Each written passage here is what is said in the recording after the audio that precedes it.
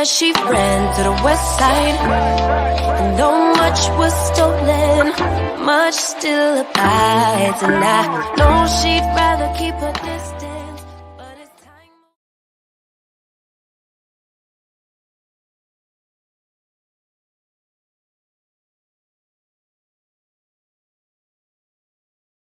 Well, first of all, listen, it's interesting about all these young guys today. They never call on us and say, hey, thanks for the kind word and telling me how great a player I am. But when they play like crap and we call them out, we don't know what we're talking about. Listen, I'm easy to find.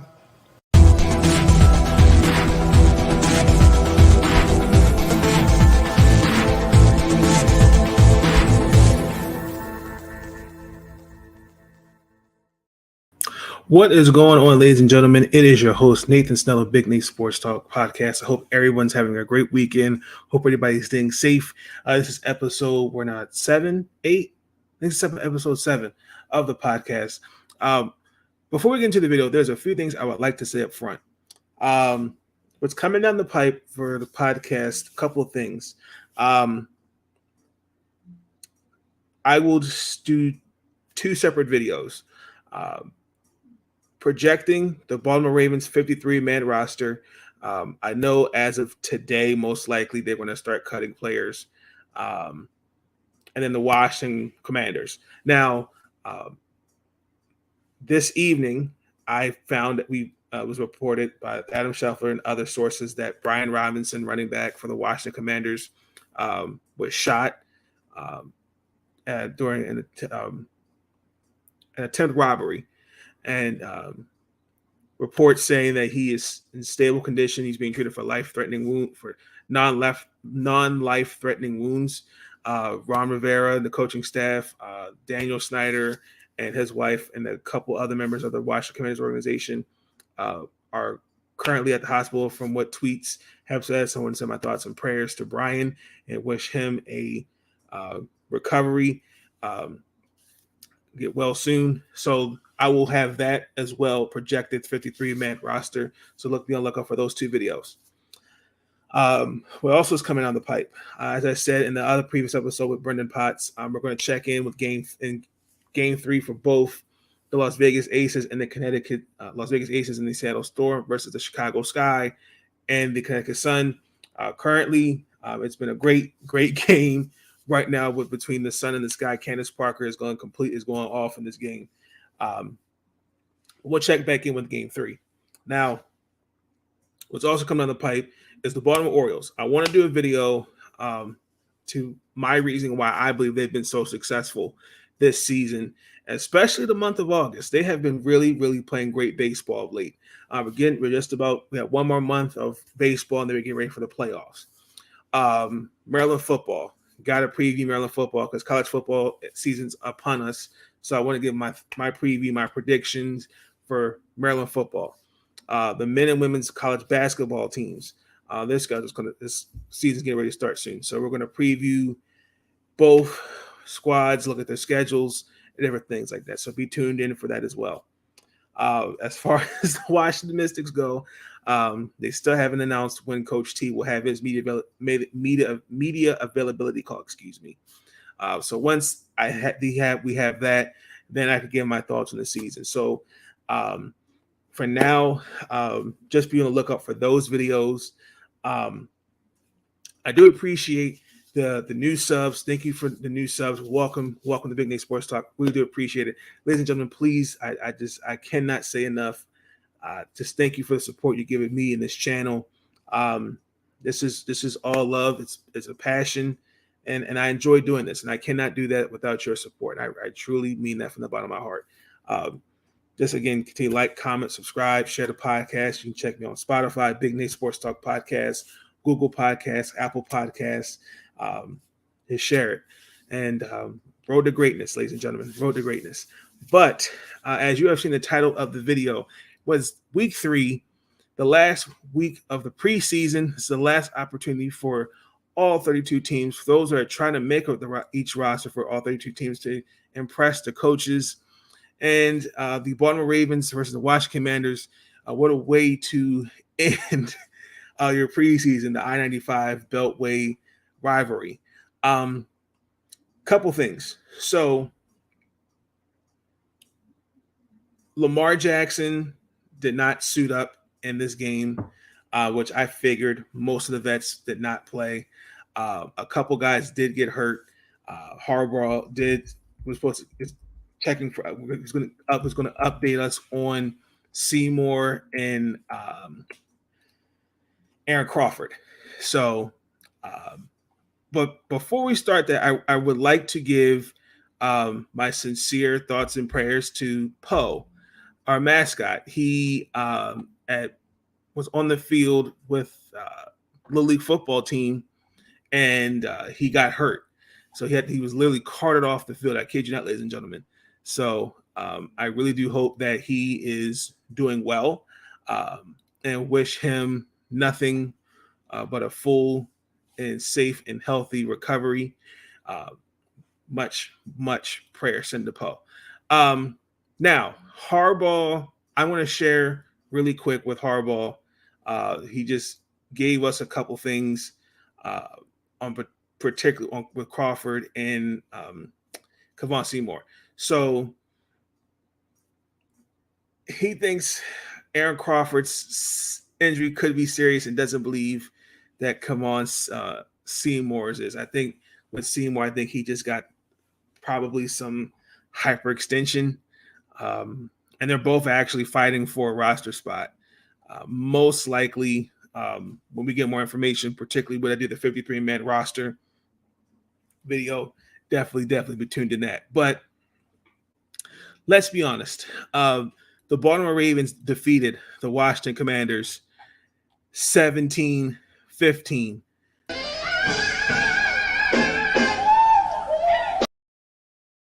The streak lives on, ladies and gentlemen. It was a contested game throughout the night.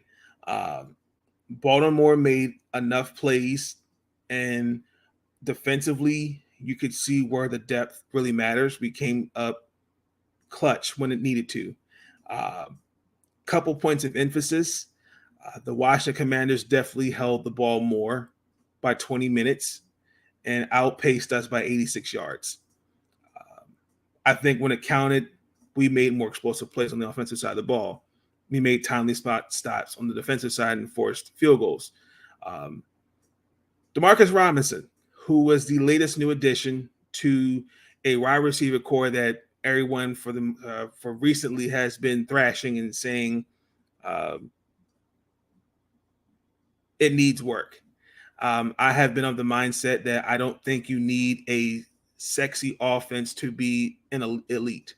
I've seen offenses with guys that are not a Terrell Owens, not a Randy Moss, not a Devontae Adams or a Tyreek Hill, and win a Super Bowl. I've seen that for my 27 years watching football. So that's nothing new.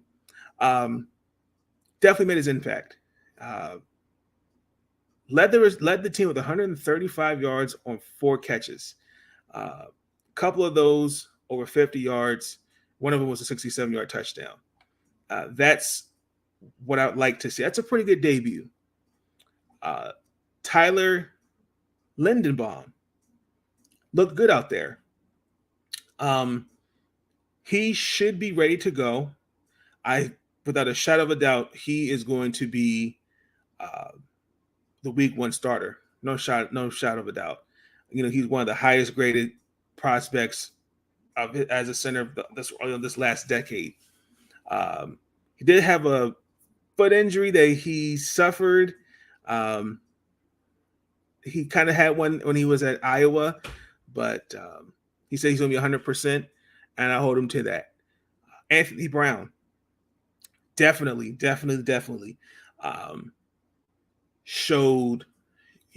showed a lot. 15 and 19, 256 yards, a touchdown, even ran it for a 6-yard touchdown right as well. My concern and I just did a rough draft of my 53-man roster. I I can't see Baltimore holding 3 quarterbacks, but I think that he should be going. He should go to the practice squad. Yes, I mean, I'm not looking at these other positions that need depth, but he's proven. He's definitely proven. He's shown poise, accuracy. I mean, he's definitely somebody Baltimore should keep. Demarcus Robinson, he definitely should be um, a key role in our offense. I mean, again, he may not be the top option people are looking for, but I think he can definitely make some success for us. And I look at Isaiah Likely. Again, I think he's number 1 tight end behind. I mean, the number 2 tight end, behind Mark Andrews, Nick Boyle, and Charlie Collier. I just had them hold on 4 tight ends. He's been extreme. I'd say he's the preseason MVP. He didn't play this last one, but he will definitely be involved offensively, and they've made that clear. I'm looking at guys like John Ross, for example, another undrafted free agent, come out of the University of Michigan, so he knows Coach McDonald's system. He's shown he can make the big plays. He's got speed. His tackling ability. He has a great high Q. He had 11 tackles against Washington, and I think he definitely has an opportunity to be great. I believe it's the 31st that all teams have until 4 p.m. to get it down to 53. And there are some players that unfortunately you won't see. It's some tough decisions. And again, that's what I hate about preseason. I wish you could keep everybody, but it's a business, and somebody not going to be there. We do have some vets on the team that are on these, I call them handshake deals, and who knows, they could be potentially brought back. There are some guys that will have to go on the IR, injury reserve, but for the most part, Eric DeCosta, John Harbaugh, and that coaching staff, they're definitely going to have some tough decisions to make. Chris, and I know Christian Welsh, didn't mention him. I know he and John Ross especially, they're battling for that 4th linebacker position in the depth chart. I mean, looking at the game, they both made some mistakes and made plays, but it's definitely going to be tough. It really is. I know Welsh has been on the special teams the last 2 years, and he can definitely contribute, especially on blitzes, for example. But it's going to be tough. It's going to be really tough for Baltimore. Now, on Washington side, Sam Howell, I said it before. I've said this before, and I said this again. Every game can be different. Sam Howell completed 24 of 35 of his passes for 280 yards. He rushed the ball 8 times for 62 yards. That offensive line, he was just he was under duress. He was sacked 5 times, and he was hit 12 times. But for a quarterback, especially a rookie, Sam Howell kept his calm. He remained posed.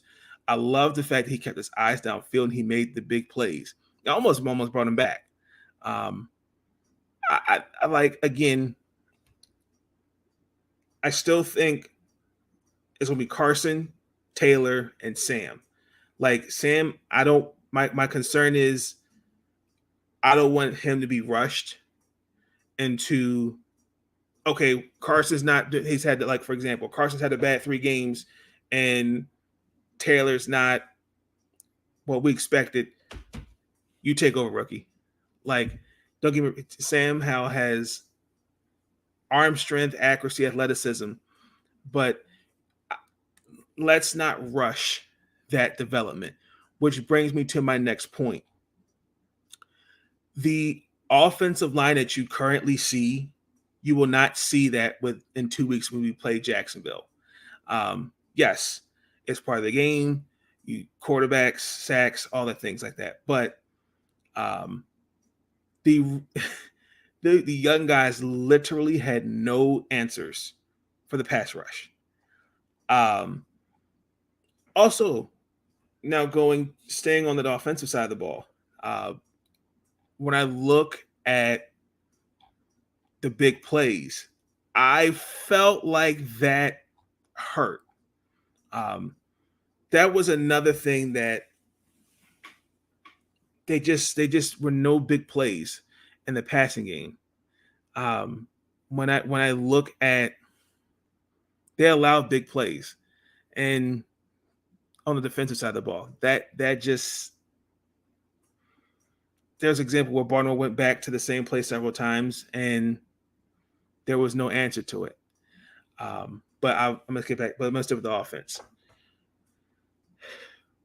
Washington had a hard time finishing in the end zone, and we look at the score, could have been different had they have finished.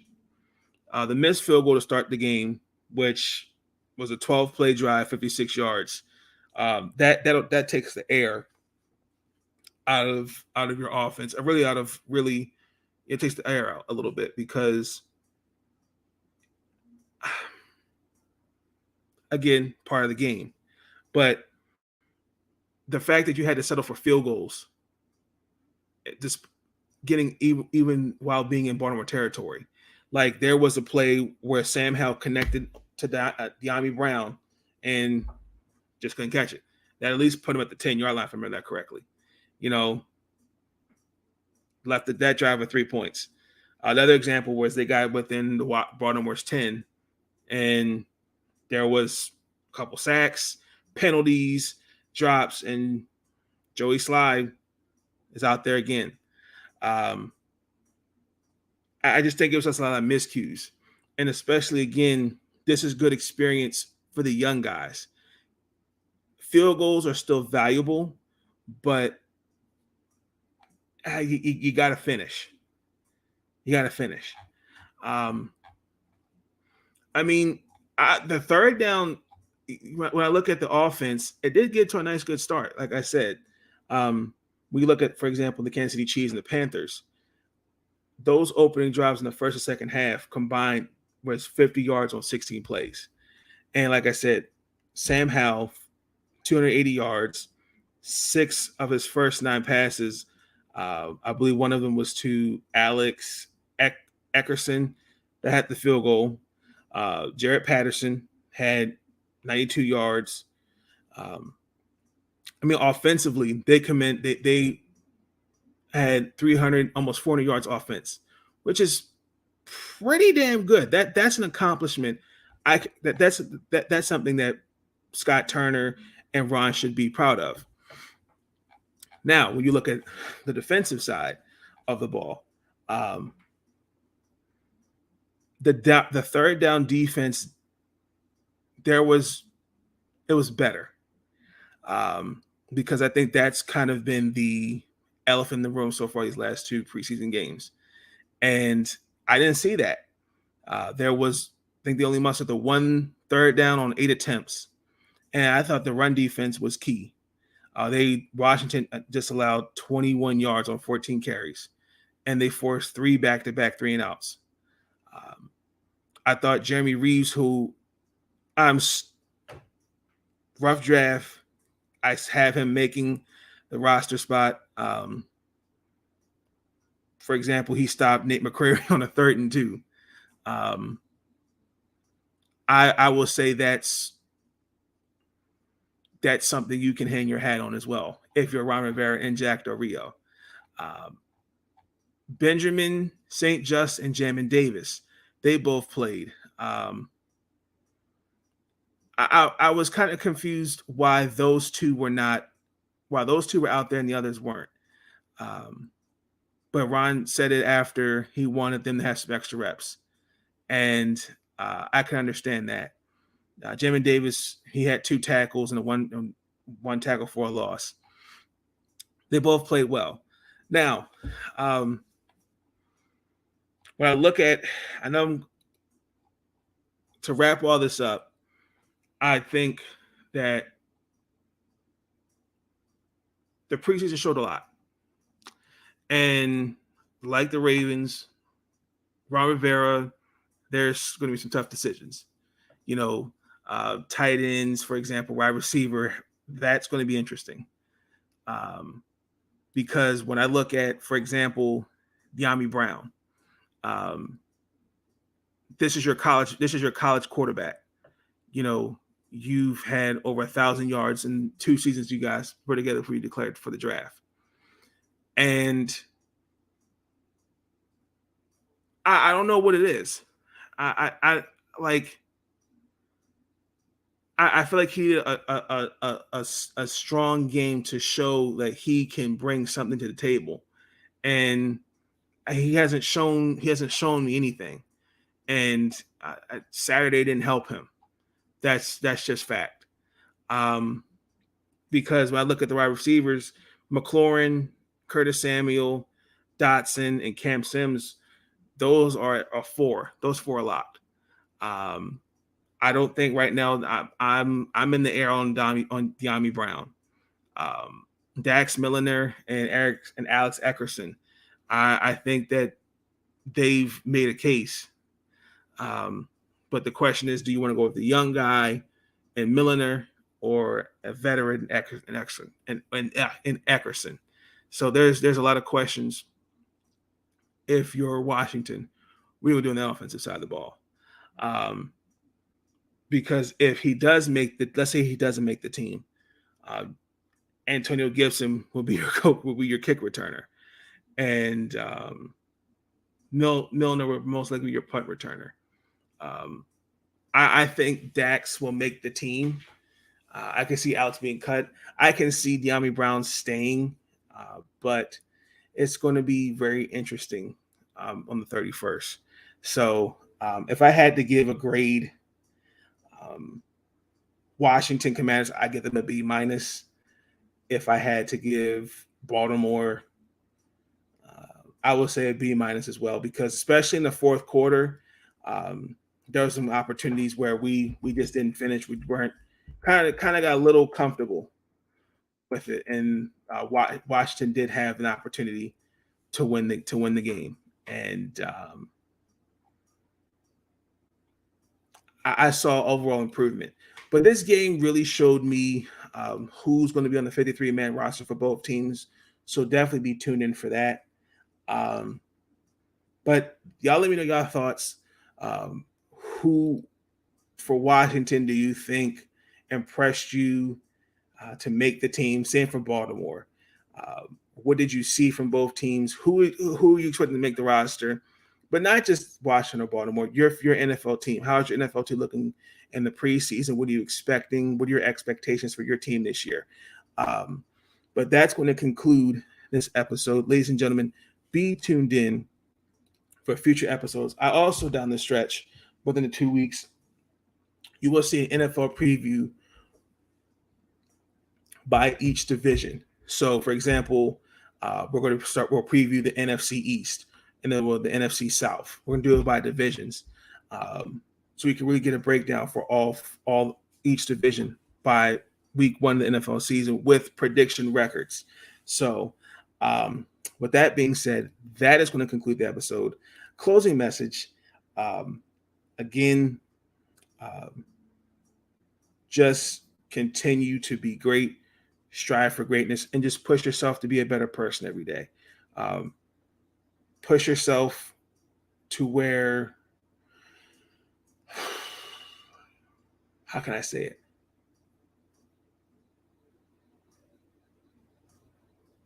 Push yourself to where you know you can be great in certain areas, where you feel like where you need to improve. Whether it's anything that like, what can I do to be a better person today? I think that's my closing message. Be a better person tomorrow than you were today. I like that. But with that being said, please like, comment, subscribe, share the podcast. Ladies and gentlemen, thank you so much for the support that you've given me in this YouTube channel. You will see the other episodes. I will have the Baltimore and Washington episodes. I'll have that out by tomorrow evening. Most likely, I will record those videos. That way, it'll be up for you guys probably around Tuesday afternoon. And then same thing probably with the Baltimore Orioles. So just know that you'll see throughout the week, you'll see content definitely be uploaded because I have not made a decision whether or not to go live with those. Most likely, they'll just be recorded episodes, but you'll see it live. But with that being said, have a good night. Really quick, again, best of luck. Hope everyone has a first day of school,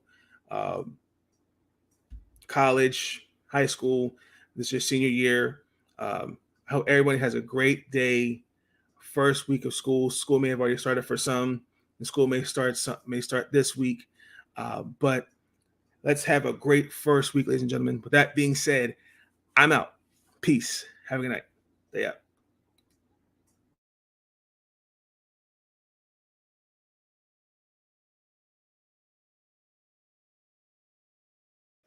But I get sick of these guys complaining. These young guys, they never call us and say, when a coach is wrong, I'm going to call him out. But when players are wrong, I'm going to call them out. Thanks for the kind words. But listen, I'm going to criticize guys that they deserve it. And listen, they can kiss my ass if they don't like it. Thank you for tuning in to Big Nate Sports Talk. If you enjoyed that episode and you want to see more content, be sure to like, comment, and subscribe. Bring your sports game on Big Nate Sports Talk.